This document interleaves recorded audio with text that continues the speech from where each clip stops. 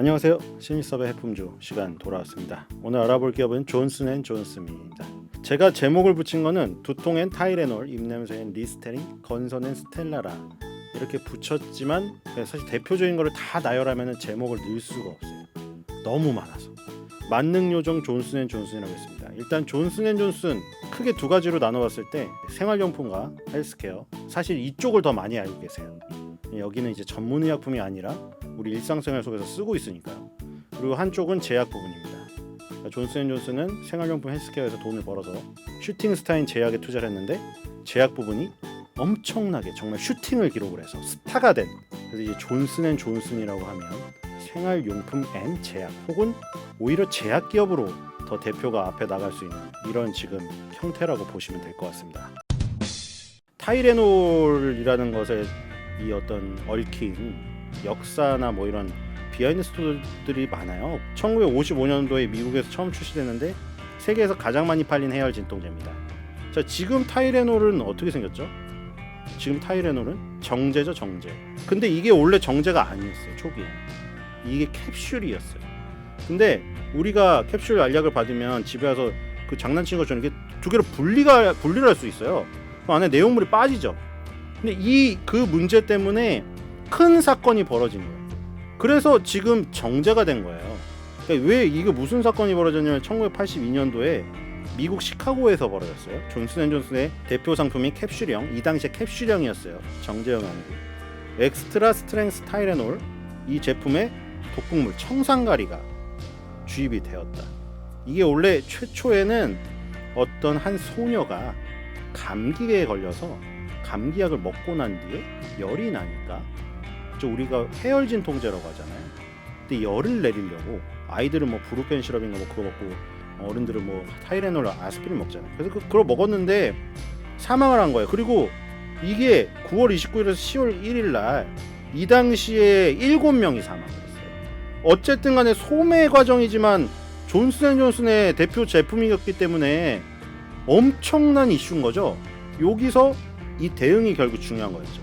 이 당시에 존슨앤존슨 이거를 만약에 이걸 덮고 어차피 우리는 이건 생산 과정의 문제가 아니기 때문에 누군가가 뭐 우리 회사를 음해하려고 이걸 한 거다 그렇게 몰아붙였으면은 모면을 할 수 있었겠지만 그 신뢰를 얻을 기회를 어떻게 보면 날려먹게 된 거죠. 근데 여기서 어떻게 됐냐?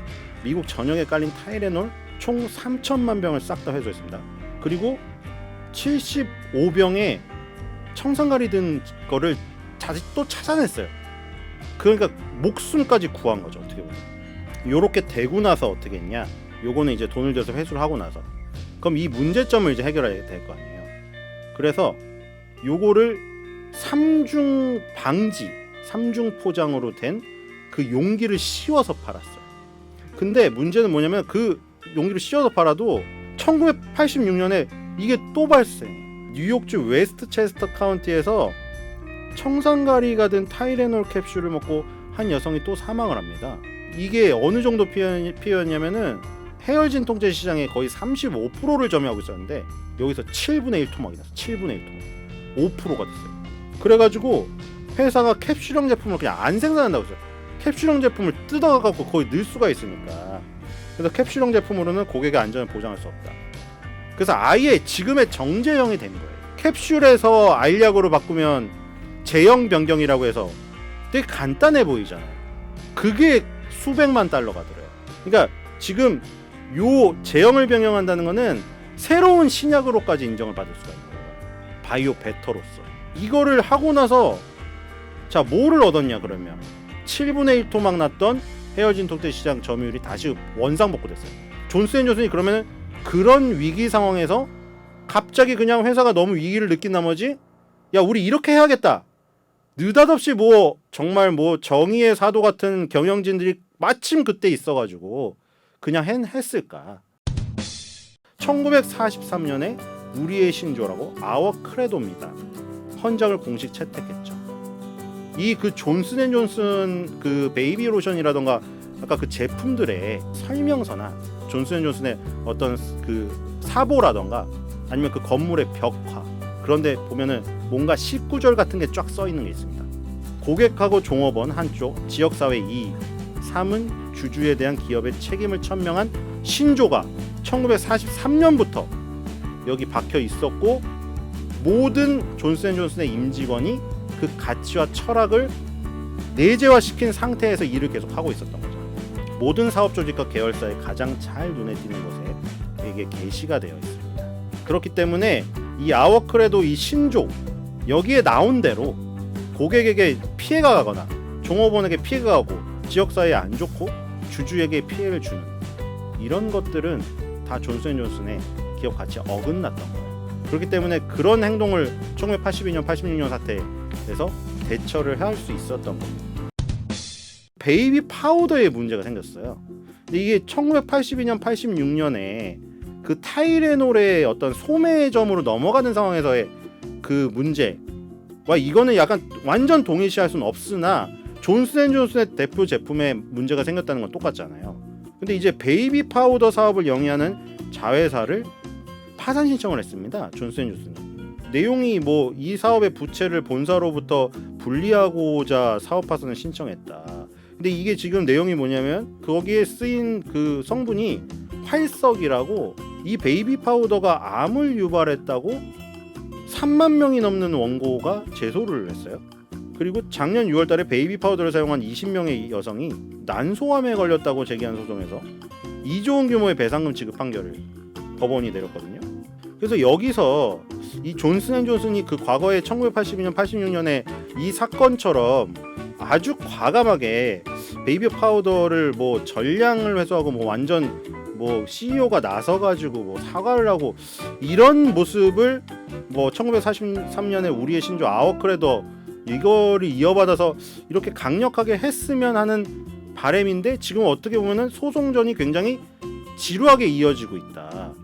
그리고 이거를 지금 파산 신청을 한 상태에다가 마침 뭐 화이자 BMS가 그렇게 해서했다고 하는데 분할의 어떤 시기가 이런 것들이 다 맞물려 있어서 좀 해결하는 부분을 이런 식으로 뭐 화이자 BMS 기업 분할 트렌드를 따라간다 하면서 좀 가는 게 아닌가 하는 생각도 들어요. 그래서 이 베이비 파우더의 결론이 어떻게 될지 모르겠지만 우리나라 식약처에서는 우리나라에 지금 유통되고 있는 거에 대해서는 지금 뭐 그런 문제가 없다고 판매를 그냥 한다고 했으나 영유아들에게 쓰임새가 크기 때문에 걱정하시는 부모님들도 많이 계시긴 하더라고요. 그래서 이런 것에서 어떻게 분할 이후에 분할을 하더라도 어쨌든 존슨앤존슨이라는 회사와 지금 새롭게 명이 정해지지 않았어요. 그 회사가 탄생이 됐을 때 어쨌든 생활용품도 한 축을 담당하는 거기 때문에 존슨앤존슨의 어떤 이 대응을 살펴볼 필요가 있을 것 같습니다. 그럼 이제 그 존슨앤존슨 베이비 로션을 포함해서 타이레놀까지 뭐 아까 말했듯이 뭐 리스테린도 있고 우리 생활 속에 뭐 바짝 있는 거, 그 말고 이제 조금 더 아프면 쓰게 되는 거, 전문 의약품, 그리고 이제 분할하면서 조금 더 중심축이 옮겨갈 부분, 제약 부분이죠. 자회사의 얀센에서 담당을 하는데, 여기에서 이제 물론 아까 말한 얀센의 레미케이드가 굉장히 유명하죠. 자가면역 질환 치료제고, 자가면역 질환 치료제가 굉장히 강력해요. 레미케이드, 류마티스 관절염에 주로 쓰이는데 이게 성인 크론병에도 저항증을 확보했고요. 그 다음에 스텔라라가 있습니다. 판상건성, 그리고 궤양성 대장염, 그 다음에 심폰이라는 자가면역 질환 치료제가 있습니다. 이것도 류마티스 관절염하고 척추 관절염을 대상으로 하는 거고요. 그 다음에 트램피어가 있어요. 손발 농포증, 건선성 관절염 등 자가면역 질환 치료제 포트폴리오가 굉장히 강력합니다. 자가면역 질환은 이 면역 세포가 활성화돼서 밖에서 들어오는 병균하고 싸워서 이기는 거는 좋은데, 그 면역 세포가 너무 오바를 하는 거야. 오바. 적당히 그냥 딱 적이 오는 것만 치면 되는데 너무 오바를 해서 흥분을 해버려요. 그러면은 적만 죽이면 되는데 자기 몸 세포까지 다치게 해요. 그게 자가면역 질환이거든요. 근데 여기서 이제 오늘은 이제 스텔라라랑 트램피어 이 두 개가 이제 건선에 해당되는, 판상건선, 물방울건선, 이건 모양이에요. 농포성 건선, 홍피성 건선 많아요. 근데 전체 건선 환자 중에 90%가 판상건선입니다. 그래서 이제 얀센의 스텔라라는 이게 자가면역 질환 치료제인데 이게 바로 건선을 대표적인 저항증으로 하고 있습니다. 근데 건선성 관절염, 크론병, 궤양성 대장염까지 저응증이 확보되어 있어요. 스텔라라는 인터루킨 1, 2, 2, 3 억제제 계열이라고 합니다. 인터루킨은 뭐냐면 건선 발생 과정에서 중요한 역할을 하는 세포가 있는데 그 이름이 TH17이에요. TH17 세포를 분화시키고 유지하는데 중심적인 역할을 하는 애가 인터루킨이에요. 근데 스텔라라는 인터루킨 1, 2라는 애랑 2, 3이라는 애를 두 개를 억제하는 거고, 인터루킨 17 억제제가 또 있고요. 인터루킨 23 억제제가 있어요. 근데 여기는 이 얀센의 스텔라라랑 지금 이 뒤에 만들어진 얀센의 트램피어, 요거는 1, 2, 2, 3 억제제가 스텔라라고요.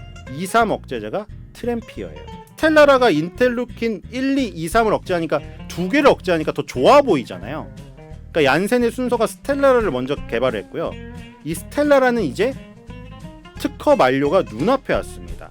그러니까 지금 뭐 셀트리온의 그 포트폴리오 보시면 뭐 램시마, 허주마, 트룩시마 이렇게 나오죠. 그 다음에 이제 휴미라의 바이오시밀러, 그 다음에 이렇게 스텔라라 같은 대형 블록버스터급 요것의 특허 만료를 또 기다리고 있는 거죠. 인터루킨 1, 2, 2, 3을 두 개를 억제해서 좋아 보이지만 요 건성과 크게 관련이 없는 인터루킨 1, 2 요거까지 억제하기 때문에 굳이 두 개를 억제할 필요는 없는 거죠. 만약 한 개만 억제하는 게 나온다면 그게 바로 트램피어예요. 그래서 스텔라라가 특허 만료를 눈앞에 두고 있지만 얀센에게는 또 트램피어가 있다. 이 스텔라라의 물질 특허 만료 시점은 미국은 2023년 9월입니다. 얼마 남지 않았죠. 유럽은 2024년 7월이고요. 스텔라라의 글로벌 매출 규모가 11조 원이에요. 엄청나죠. 그렇기 때문에 지금 바이오시밀러 회사들이 다 노리고 있는 거고, 그럼 이제 이 오리지널 회사에서는 선택을 해야 되는 거죠. 근데 지금 이 스텔라라는 트램피어로 교체를 하는 중이다. 요 트램피어가 이제 스텔라라의 어떤 특허 만료로 인해서 2023년, 2024년에 바이오시밀러의 습격에 점유율을 깎일 거를 대비해서 이미 중심축을 트램피어로 옮겨가고 있는 상황이다. 그리고 이 건선은 앞으로도 더욱 심해지는, 스텔라라가 11조의 시장이기 때문에 그래서 굉장히 중요한 자가면역 질환 치료제라고 할 수 있습니다. 그래서 이렇게 레미케이드, 스텔라라, 트램피어 이런 자가면역 질환 치료제의 강력한 포트폴리오를 갖고 있기 때문에 이 얀센, 존슨앤존슨의 자회사 이 부분의 활약이 굉장히 기대가 되죠. 아주 중요한 빅 이벤트를 눈앞에 두고 있죠. 존슨앤존슨이 작년 11월 달에 발표를 했고요. 최대 2년 안에 분할 상장한다고 지금 발표를 했습니다. 그러니까 제약 사업하고 건강 관리 사업으로 분할한다.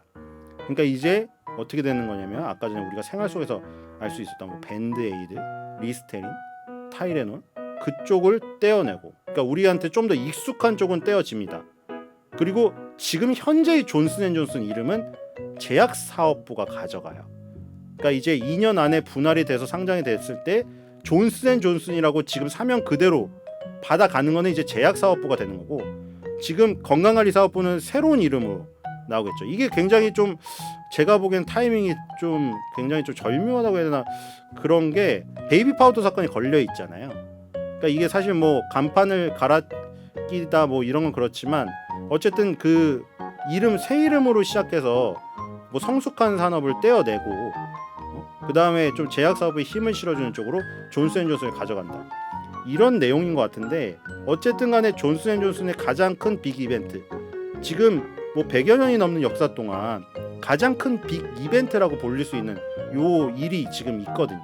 그래서 여러분들도 이제 두 개를 같이 뭐 가져가셔도 되고, 뭐 나는 성숙한 쪽이 싫고 조금 뭐 예전에 타이레놀에 대한 대응보다 그 어떤 우리의 그 사명에 입각해서 그런 했던 역사적인 행동보다 지금 뭐 베이비 파우더 사건의 행동이 존슨앤존슨의 주주 입장으로서 조금 더 파괴적으로 했으면 좋겠다, 아쉽다, 이러시는 분은 이제 또 제약 쪽, 자가면역 질환 치료제 쪽이 강력한 항암제 쪽도 있고요.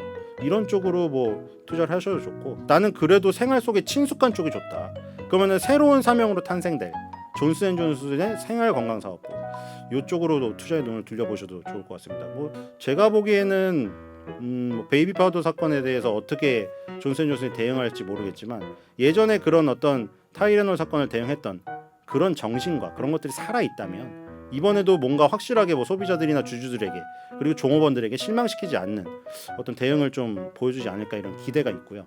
그리고 제약사업부는 뭐 우리 화이자에서 보다시피 뭐 화이자가 그렇다고 제가 아까 말한 대로 뭐 코로나 백신 하나로 떠가지고 지금 코로나 백신 지나고 나면 백신 매출 확 줄어들어서 뭐 제약회사 순위에서 없어지고 뭐 그런 회사냐? 그건 아니에요. 근데 이제 그걸 말씀드리려고 하는 거죠.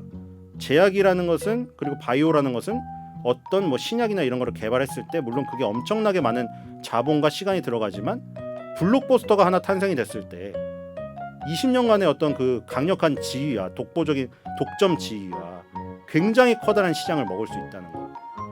그런 어떤 잠재력이 있는 물론 우리나라의 제약 바이오는 굉장히 규모가 작고 열악하기 때문에 그런 것들이 어떤 꿈에 불과하지만 지금 뭐 미국의 제약이나 이런 바이오 회사 같은 경우는 그 꿈을 실현시켜 버리는 경우가 많이 종종 있잖아요. 그렇기 때문에 좀 더 우리가 현실적인 꿈에 투자할 수 있다. 이런 쪽은 저는 그 제약 사업부 굉장히 좋다고 생각이 됩니다. 오늘 존슨앤존슨에 대해서 알아봤고요. 다음 주에는 더욱 더 재미있는 기업으로 찾아뵙도록 하겠습니다. 감사합니다.